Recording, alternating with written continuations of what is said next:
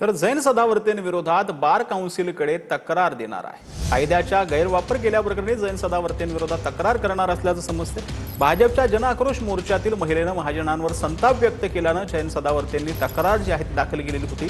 जैन सदावर्तेंनी केलेली मागणी कायद्याच्या चौकटीतील नाही असं तक्रारदारानं म्हटलं। ॲडव्होकेट गौरव काकडेंनी जैन सदावर्तेंविरोधात बार काउन्सिलकडे तक्रार दिली। मुंबईच्या ठिकाणी असणारी जी वाहतूक कोंडी आहे ते वाहतूक कोंडीच्या संदर्भात मुंबई पोलीस यांनी नका योग्य ती अशी पावले उचलली होती। जैन सदावर्ते यांनी स्वतःच्या एक प्रसिद्धीसाठी व किंवा चीप पब्लिसिटी जी आहे त्या पद्धतीचं मिळवण्यासाठी त्यांनी कायद्याचा गैरवापर करून त्या कंप्लेंटच्या संदर्भात मी महाराष्ट्र आणि गोवा बार काउन्सिल तसेच मुंबई उच्च न्यायालयातील चीफ जस्टिस यांच्याकडे एक निवेदन दिलं होतं। त्या निवेदनातून मी जैन सदावर्ते कुटुंबातील प्रत्येक व्यक्तीवर कार्यवाही व्हावी या संदर्भात मी निवेदन दिलेलं आहे।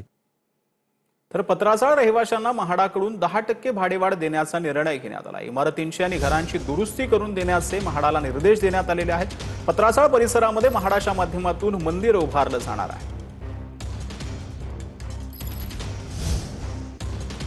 तर छत्रपती संभाजीनगर महानगरपालिकेच्या अतिक्रमण कारवाई दरम्यान तणावाची परिस्थिती निर्माण झाली। यावेळी काही मालमत्ताधारक आणि व्यावसायिकांनी कारवाईला विरोध दर्शवला।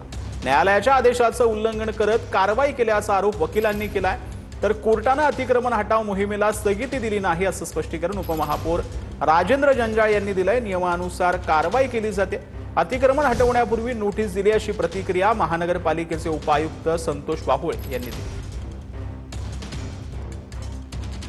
काही नागरिकांचं असं म्हणणं आहे की अलाइनमेंट चुकलेली आहे, काही नागरिकांचं असं म्हणणं आहे की त्याच्यामध्ये स्टे ऑर्डर आहे, काही नागरिकांचं असं म्हणणं आहे की त्याच्यात आम्हाला या ठिकाणी कोणत्याच प्रकारची पूर्वसूचना अथवा नोटीस दिलेली नाही। तर त्याबाबत अतिक्रमण विभागाच्या अधिकाऱ्याशी या ठिकाणी निश्चित चर्चा केली जाईल आणि जे महाराष्ट्र महानगरपालिका अधिनियम 1947 मध्ये अतिक्रमण काढण्याची जी प्रोसेस त्यांनी करून दिलेली आहे त्या प्रोसेसनुसारच काम करण्याच्या सूचना त्यांना देण्यात येईल।